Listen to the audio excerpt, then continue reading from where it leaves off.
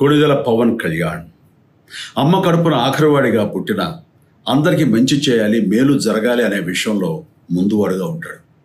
తన గురించి కంటే జనం గురించి ఎక్కువగా ఆలోచించే మనస్తత్వం నా తమ్ముడు కళ్యాణ్ బాబుది. ఎవరైనా అధికారంలోకి వచ్చాక ప్రజలకు ఏదైనా చేయాలనుకుంటారు.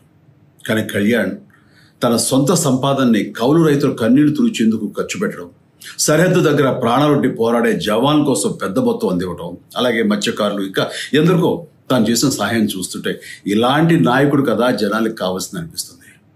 ఒక రకంగా చెప్పాలంటే సినిమాలోకి తను బలవంతంగా వచ్చాడు, రాజకీయాల్లో మాత్రం ఇష్టంతోనే వచ్చాడు.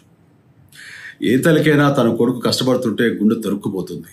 అలాగే ఏ అన్నకైనా తన తమ్ముడు అనవసరంగా మాటలు పడుతుంటే బాధ వేస్తుంది. అలా బాధపడుతున్న నా తల్లికి ఈ అన్నయ్యగా ఒక మాట చెప్పాను. నీ కొడుకు ఎంతోమంది తల్లుల కోసం, వాళ్ళ బిడ్డల భవిష్యత్తు కోసం చేసే యుద్ధం అమ్మా ఇది. మన బాధ కంటే అది ఎంతో గొప్పది అన్నాను.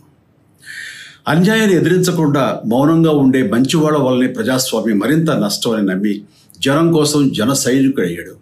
తాను బలంగా నమ్మిన సిద్ధాంతం కోసం తన జీవితం రాజకీయాల్లోకి అంకితం చేసిన శక్తిశాలి పవన్ కళ్యాణ్. ప్రజల కోసం, రాష్ట్ర భవిష్యత్తు కోసం ఆ శక్తిని వినియోగించాలి అంటే చట్టసభలో అతని గొంతు మనం వినాలి. జనమే జయను నమ్మే జనసేనాని ఏమి చేయగలడో చూడాలంటే మీరు పిఠాపురం ప్రజలు కళ్యాణ్ని గెలిపించాలి.